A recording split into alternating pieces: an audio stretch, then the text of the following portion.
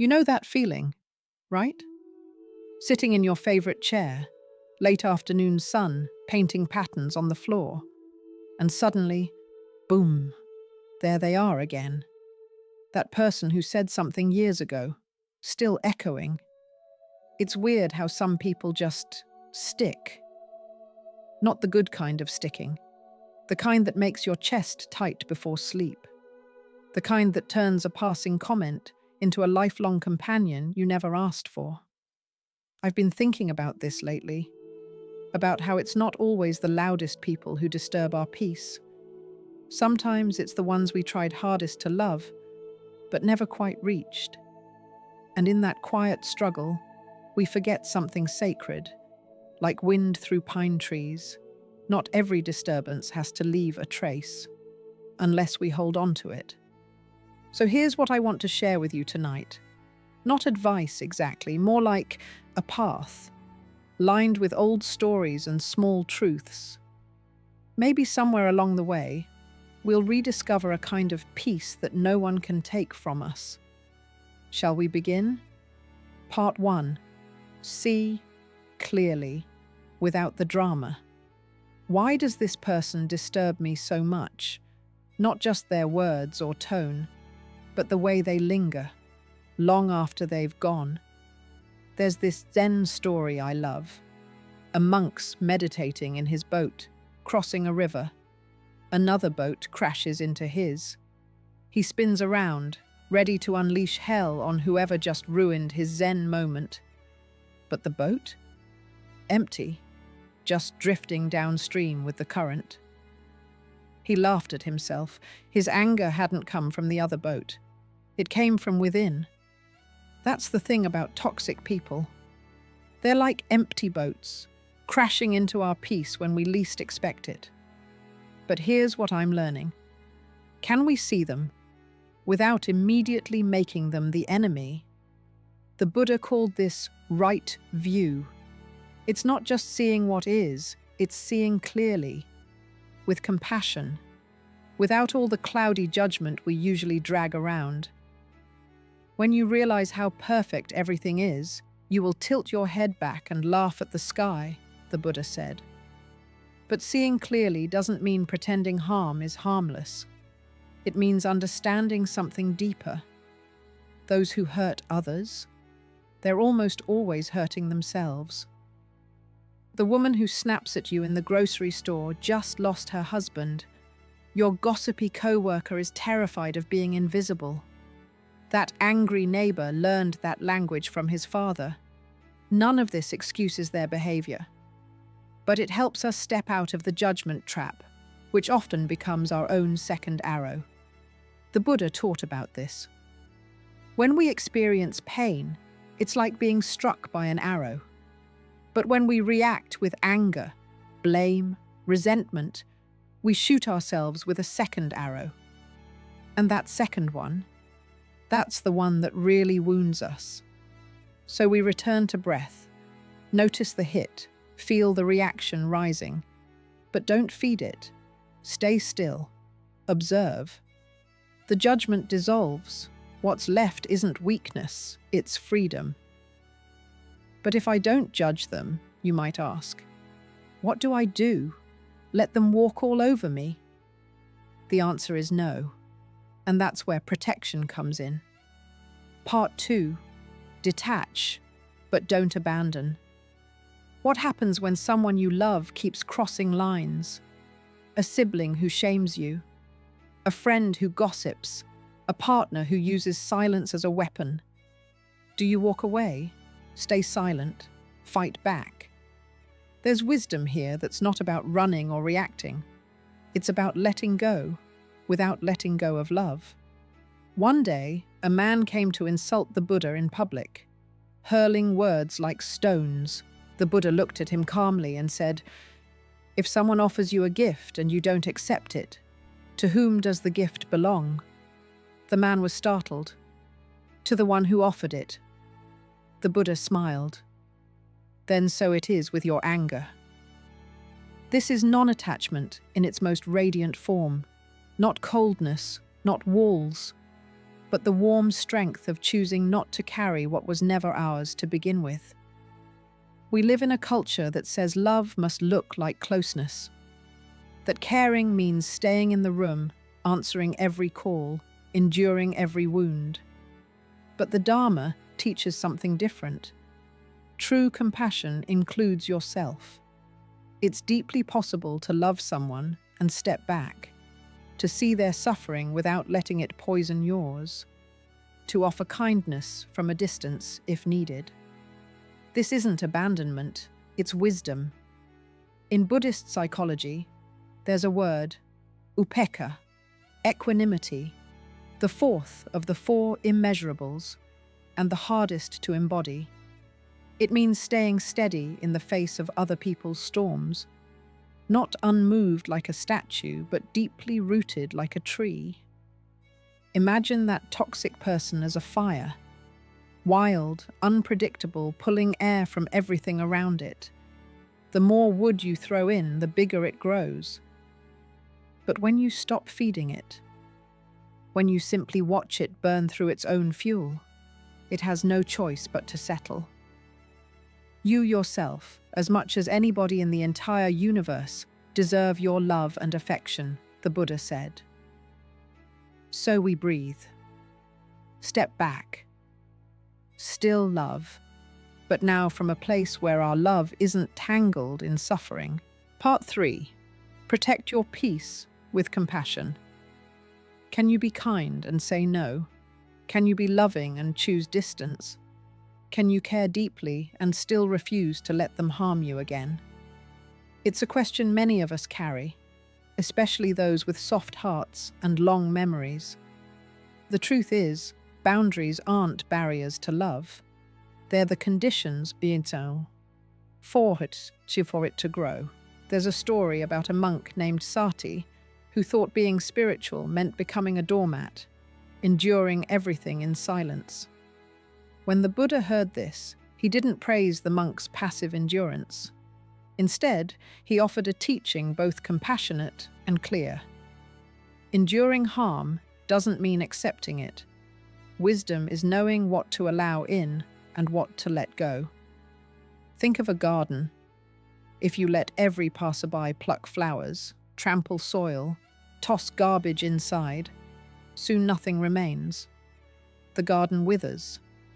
But if you build a fence, not too high, just enough to protect what's sacred, the blossoms can grow, the fragrance can spread.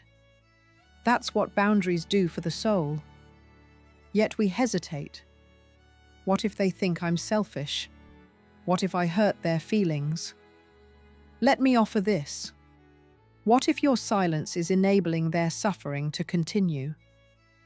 What if your self-sacrifice is robbing the world of the peace you're meant to embody? Setting boundaries is simply right action, avoiding harm, speaking with clarity, honoring truth. And truth doesn't always sound sweet. Sometimes it sounds like, I love you, but I can't talk right now. Or, I care for you, but I need space. The tone is everything. Firm, but not harsh. Clear, but not cruel. Spoken from a still heart, not a boiling one. Here's a small but powerful mantra. I choose peace for me and for them.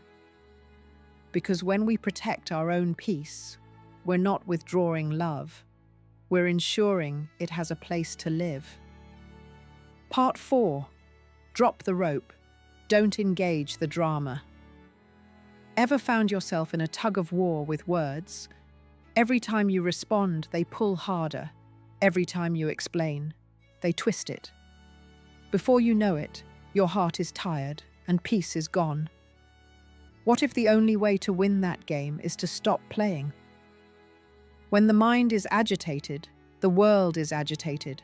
When the mind is still, the world settles down too, goes the Zen saying. A young novice was sweeping leaves outside a monastery.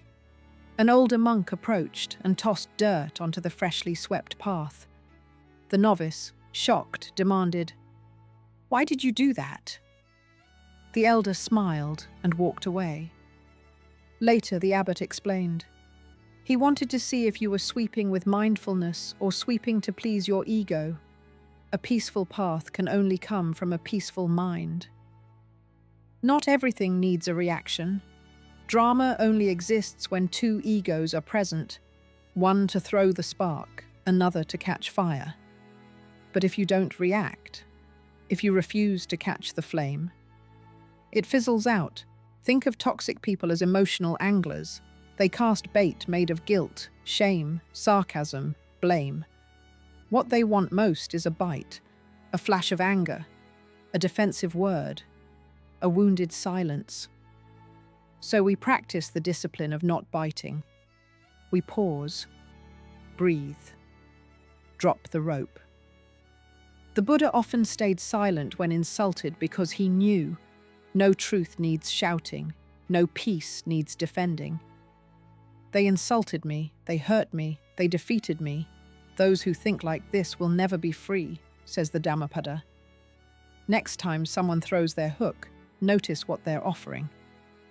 Is it worth your peace, your breath? You can acknowledge them, nod, smile even. But inside, stay unmoved, grounded like a mountain in wind. This isn't passivity, this is power. Part 5.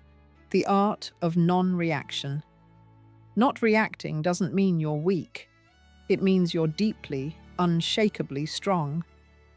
Most people think power looks like speaking louder, defending harder, pushing back faster. But in the Dharma, true strength often looks like stillness, the kind that doesn't flinch when the world throws stones. An elderly monk had become known for his calm presence.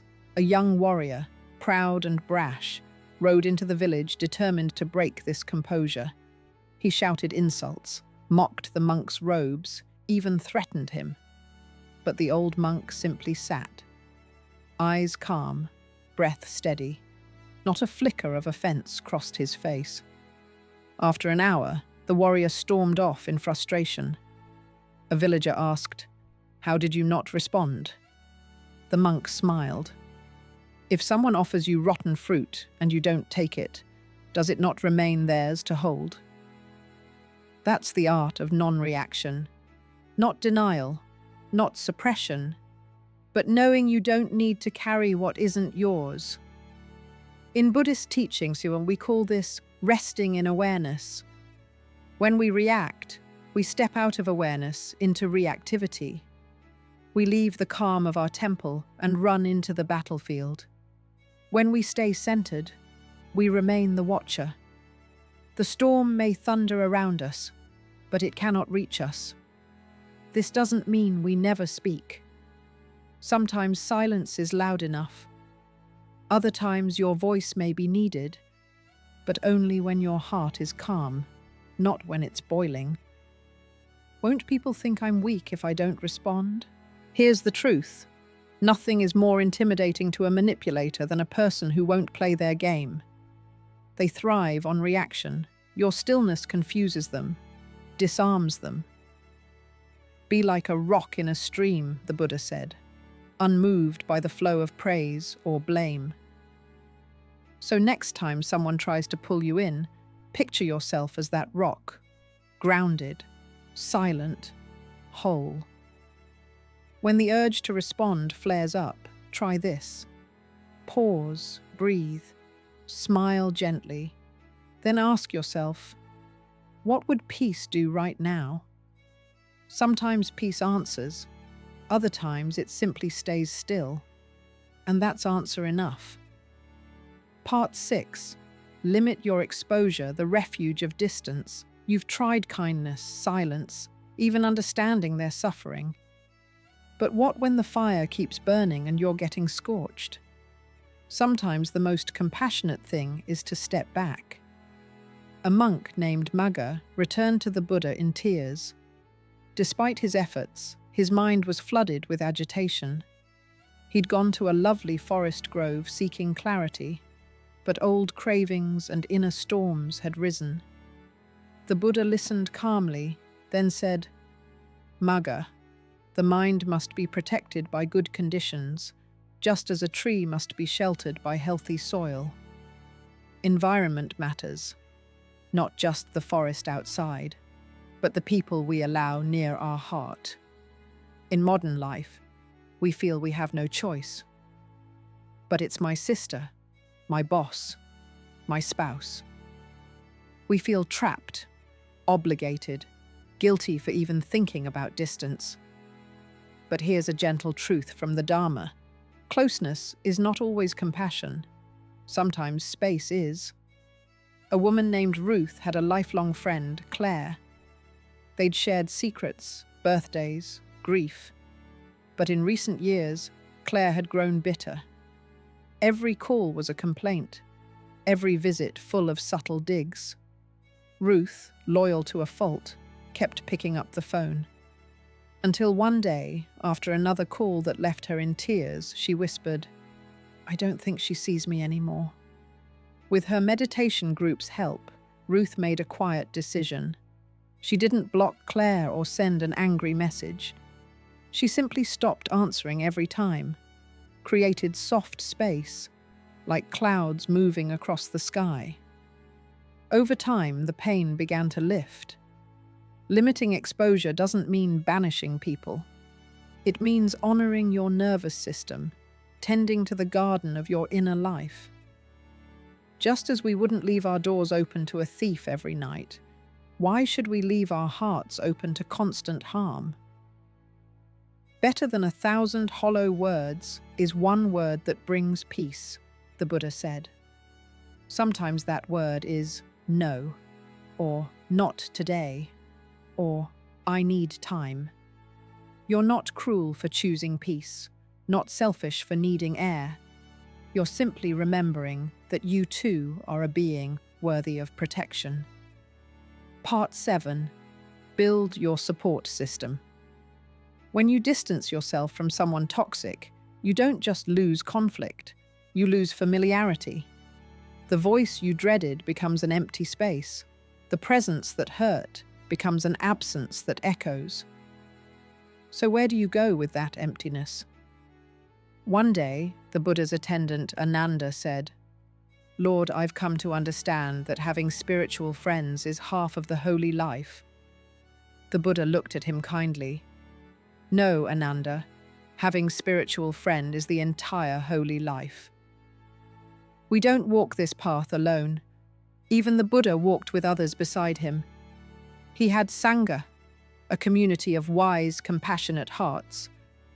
Walter was 82, widowed, calling his daughter every night even though she rarely answered. His neighbor gossiped, his church group had thinned. More and more, he sat in silence, not the peaceful kind, but the aching kind. His doctor suggested something unusual, a mindfulness group at the local library. "That's for younger folks," Walter said. But he went. To his surprise, there were people like him. A woman who'd lost her sister, a retired teacher struggling with regret, a man who spoke little but always brought homemade tea. They didn't give advice, didn't try to fix him. They simply listened. And in that listening, Walter began to feel whole again. Support doesn't have to be loud or large. Sometimes it's a neighbor who smiles without needing to talk, a friend who calls about your garden, a meditation group where you sit in silence but feel more heard than you have in years. If you feel alone right now, truly alone, let me say this to your heart. You are still lovable, still worthy of good company. It's never too late to reach out. If you find no one to support you on the spiritual path, walk alone, the Buddha said. There is no companionship better than awareness.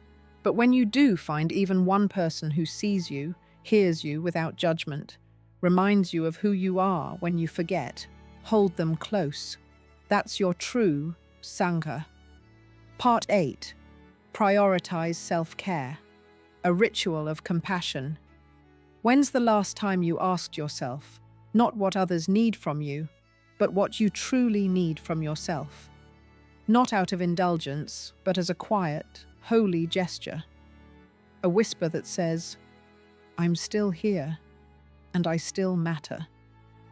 The Buddha taught about a man pierced by an arrow. He spoke not only of removing the arrow, but of not adding more. Why, being shot, would you shoot yourself again? Yet many of us do. We let toxic words stay in our heads long after they're spoken. Say yes when we mean no. Keep going when our body pleads rest. Carry the weight, then blame ourselves for being tired. Healing doesn't happen through pushing, it happens through tending. There's a Zen story of a monk who lovingly polished a wooden Buddha statue every day. He wiped it gently, bathed it in incense, spoke to it with care. A visitor asked, "Why do you do this? It's only wood." The monk smiled. "Yes, but when I care for it, I remember to care for what it represents."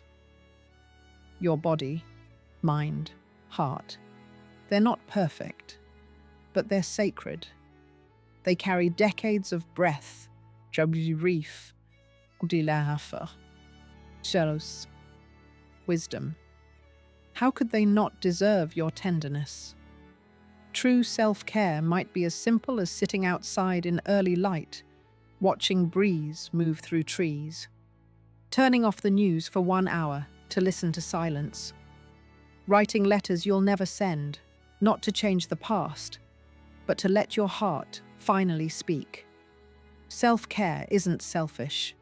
It's right effort, one of the Buddha's noble eightfold path. Choosing what nourishes, releasing what depletes. You can search the entire universe for someone who deserves your love more than you, and you will not find that person, the Buddha said. Sleep when you're tired. Eat food that loves you back. Say no without apology. Say yes to what brings peace, and perhaps most importantly, forgive yourself for the years you didn't know how. The Buddha often compared the mind to a garden. You are both gardener and soil. You don't just pull weeds of others' toxicity. You also water the ground where joy can grow. Next time you ask, "What can I do about them?" maybe the better question is, "What can I do for me?" Part 9. When to walk away. The liberation of letting go. What if the kindest thing you could do for both of you was to walk away? Not out of anger or pride, but from stillness, the kind that whispers, "It's time." In the Buddha's final years, his cousin Devadatta became increasingly jealous. He criticized, undermined, even plotted against the Buddha's life. Yet the Buddha didn't retaliate, didn't argue, shame, or try to fix him. He simply stepped away, walked on, continued his teaching, surrounded by those ready to receive the Dharma, left Devadatta to his own path, in his own time. That's what it means to walk away in the Buddhist sense. Not rejection, not punishment, but non-attachment in its most liberating form. Letting go of someone toxic isn't about giving up on them. It's about choosing not to give up on yourself. Helen was 74, a retired nurse, gentle to her core. Her son, her only child, had grown bitter over the years. Every visit ended in shouting. Every phone call left her crying. She thought, "If I just love him more, maybe he'll change." During a retreat, a monk said something that cracked something open in her. You do not have to be the fuel for someone else's fire. That evening, Helen made a quiet decision. She didn't disown her son. She simply stopped chasing him. Wrote him a letter full of love but also truth. Prayed for him every morning, but no longer opened the door to more pain. Slowly, the ache in her chest softened. Her laughter returned, not loud, but honest. For the first time in years, she heard her own voice again. In the Dharma, we're taught to recognize impermanence in all things, even relationships. Some people aren't meant to walk the whole path with us. Some appear only to teach us something, even if that lesson is how to let go. Just as a snake sheds its skin, we must sometimes shed our attachments. Not because we hate what was, but because it no longer fits who we're becoming. So how do you know it's time? Not when you're raging, but when you're quiet and the pain still lingers. When you've set boundaries, practiced compassion, offered silence and space, and still there's only harm. That's when the path forward isn't through more trying, it's through release. Walking away doesn't have to be a door slam. It can be a gentle closing, a soft bow, a whisper. May you be free from suffering, and may I be free too.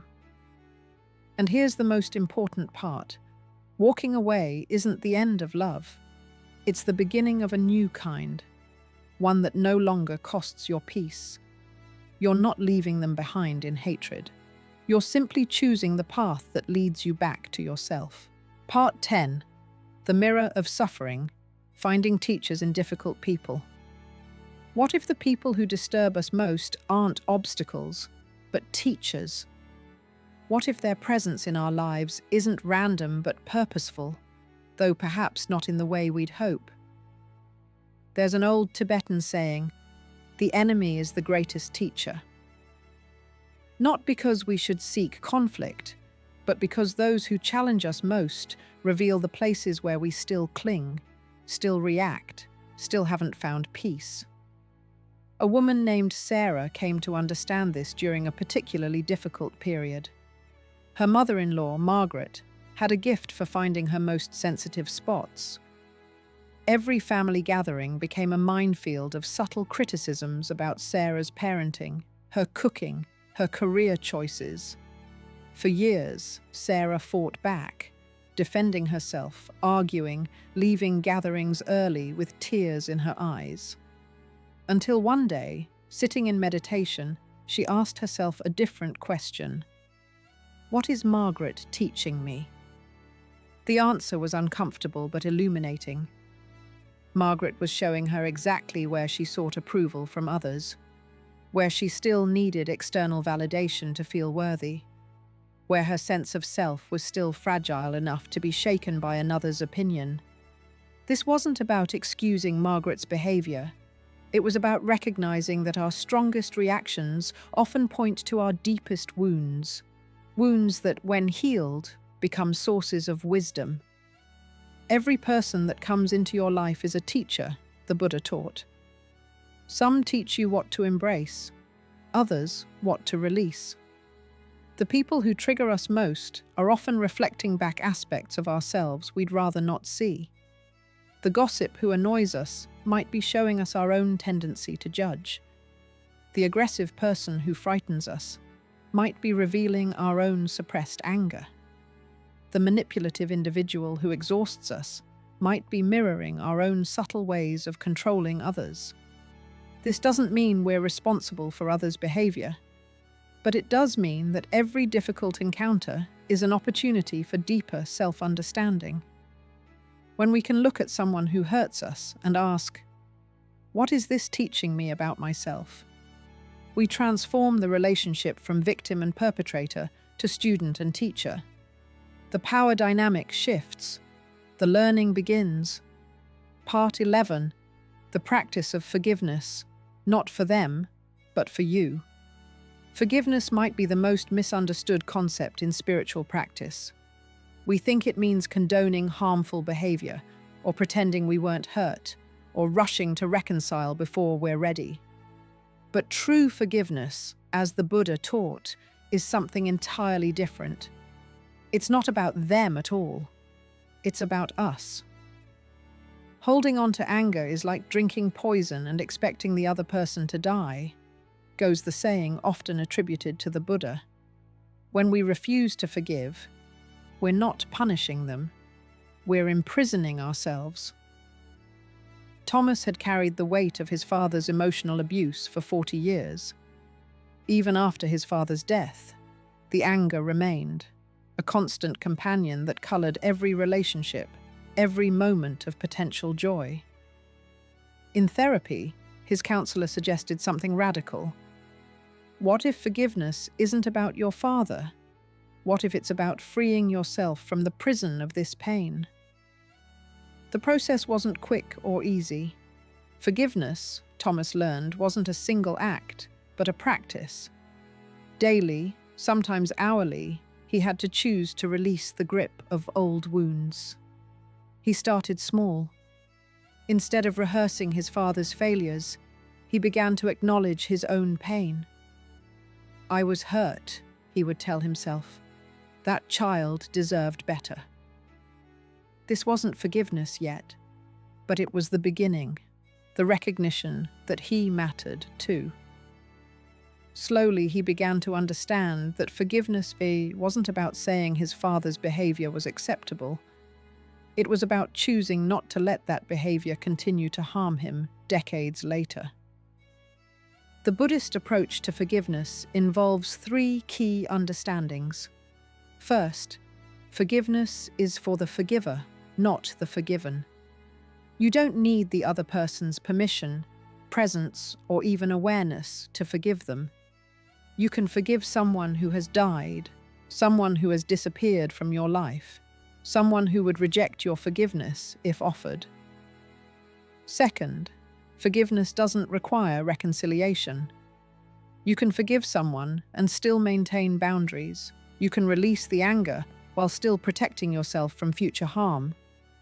Third, forgiveness is a process, not a destination. It's not something you achieve once and never need to revisit. It's a practice you return to whenever the old pain resurfaces. Part 12. The Wisdom of Impermanence. This too shall pass. In moments of deep hurt, when toxic words echo in our minds and peace feels impossible, there's one teaching that can anchor us: impermanence. Everything changes. The pain you feel now, the anger that burns, the relationships that wound, all of it is temporary. This isn't dismissing your suffering, but rather offering hope that it won't last forever. A Zen master once told his student, "I have something to give you that will bring you great joy in times of sorrow, and great sorrow in times of joy." The student was puzzled. "What is it, master?" The master smiled and handed him a ring with an inscription, "This, too, shall pass." The student didn't understand immediately, but as he lived with the ring, he began to see its wisdom. In moments of despair, the words reminded him that his suffering was temporary. In moments of elation, they reminded him to stay humble and present.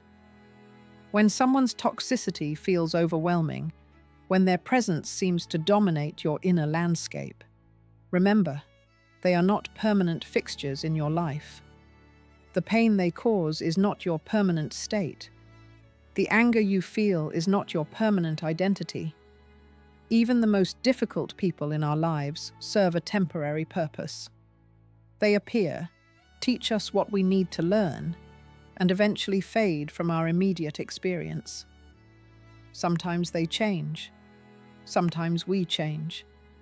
Sometimes the relationship simply runs its course. Maria discovered this truth through 20 years of marriage to an increasingly bitter man.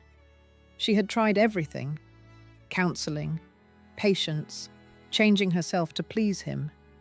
Nothing worked. The toxicity seemed to define their relationship.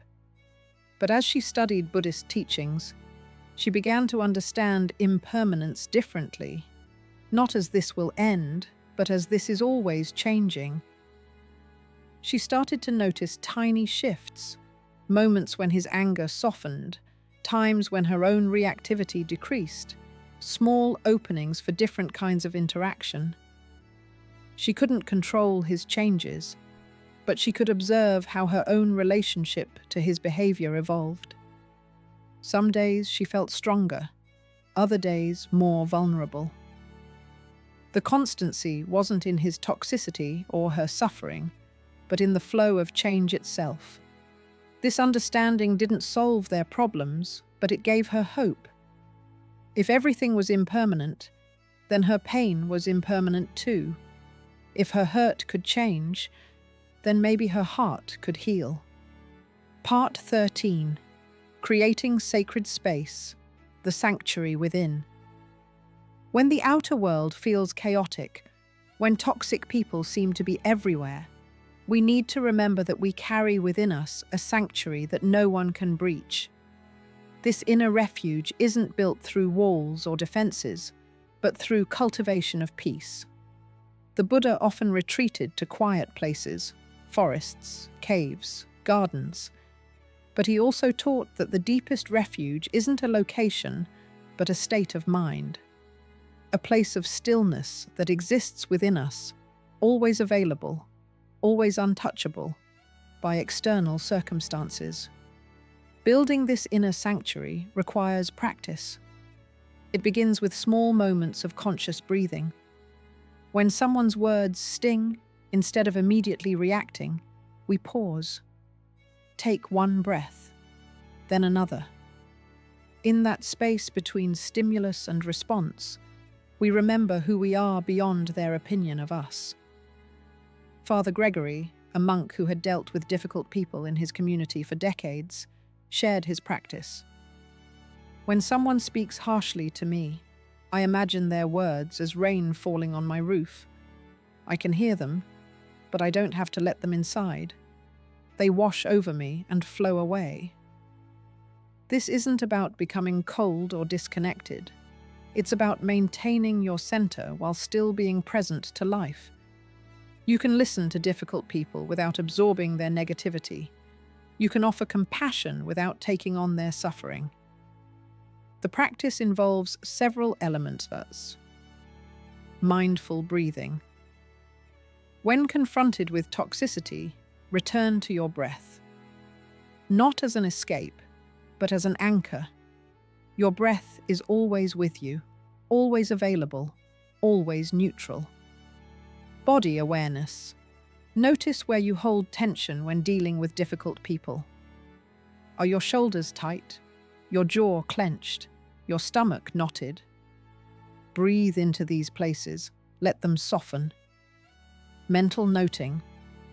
When negative thoughts arise in response to toxic behavior, simply note them. Anger arising. Judgment present. Hurt here. Don't fight the thoughts, but don't feed them either. Loving kindness. This might seem impossible when someone has just hurt you, but try extending loving kindness first to yourself. May I be free from suffering. May I be at peace. Only when you've filled your own well can you consider extending it to others. This inner sanctuary isn't something you build once and then possess forever. It's something you tend daily like a garden. Some days it feels strong and clear. Other days it might seem fragile. But it's always there, waiting for your attention. Part 14. The ripple effect. How your peace affects others. When we work on our own responses to toxic people, something beautiful happens. Not only do we feel better, but the very dynamic of our relationships begins to shift. Peace, it turns out, is contagious. A teacher named Linda discovered this with her most challenging student, Marcus. He was disruptive, disrespectful, and seemed to feed off the chaos he created. For months, Linda tried everything: punishment, rewards, heart-to-heart talks. Nothing worked. Then she decided to try something different. Instead of focusing on changing Marcus, she focused on changing her own response to him. When he acted out, she would breathe deeply and respond from calmness rather than frustration. When he was disrespectful, she would maintain her dignity without engaging in power struggles. The change wasn't immediate, but it was noticeable. Marcus's behavior began to soften, not because Linda was permissive, but because she was no longer feeding the conflict energy he seemed to crave. This is the ripple effect of inner peace. When we stop reacting to toxic behavior, we remove ourselves from the drama cycle. And without two people to sustain the conflict, it naturally begins to dissolve. This doesn't mean toxic people will suddenly become angels, but it does mean that their toxicity will have less power to disturb your peace and less fuel to sustain itself. The Buddha taught that our mental states are like stones thrown into still water. The ripples spread outward, affecting everyone around us. When we cultivate peace within ourselves, those ripples carry peace to others. When we react with anger and drama, those ripples carry disturbance. You cannot control how others behave, but you can control the energy you bring to every interaction. And that energy, whether peaceful or chaotic, will influence the entire dynamic. Part 15. The long view. Patience with the process. Healing from toxic relationships isn't a quick fix. It's a journey that requires patience, especially with yourself. There will be setbacks, moments when you react in old ways, times when you feel like you're making no progress at all. This is normal. This is part of the path. The Buddha compared spiritual growth to the way a tree grows, slowly, sometimes imperceptibly, but with deep roots and lasting strength. Quick fixes rarely last, but the peace you build through patient practice becomes unshakable. Be gentle with yourself as you learn these new ways of being. You've spent years, maybe decades, developing certain patterns of response. It will take time to create new ones. Some days you'll handle toxic people with grace and wisdom. Other days you'll find yourself pulled back into old reactions. Both are part of the learning process. What matters is not perfection, but direction. Are you moving toward greater peace? Are you becoming more aware of your reactions? Are you learning to choose your responses rather than being controlled by them? Progress in this area isn't always linear. Sometimes you'll feel like you're going backward, but trust the process.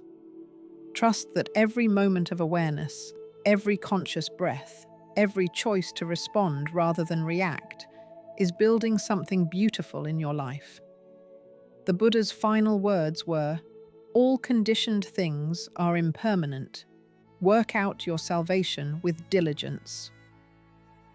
Your peace is worth working for. Your healing is worth the effort. And the person you're becoming through this process, more compassionate, more wise, more free, is worth every step of the journey. Remember, you're not trying to become someone different. You're uncovering who you have always been beneath the wounds and reactions. You are returning home to yourself. And in that returning, you find the peace that was never truly lost, only temporarily forgotten. Remember that small moment we spoke of earlier? Sitting quietly, watching sunlight shift across the room. Maybe nothing has changed, but somehow you feel different now, lighter, a little clearer, as if something heavy has been gently set down. It's strange. We spend so much of our lives trying to protect our hearts from harm. Yet sometimes the greatest healing comes when we stop resisting and simply begin to see. Not to fix, not to fight, but to see with eyes that don't cling, and a heart that no longer pushes away. The Buddha once said, "Hatred does not cease by hatred, but only by love. This is the eternal law." And sometimes that love begins with simply stepping back, breathing deeply and saying, "This too I will not let harden me." Maybe the people who hurt us most aren't villains, icons, but messengers, offering us one more chance to choose compassion over control, to guard our peace not by building higher walls, but by tending to the garden within. If this story touched something quiet inside you, perhaps someone you care for is carrying the same silence. Feel free to send this their way.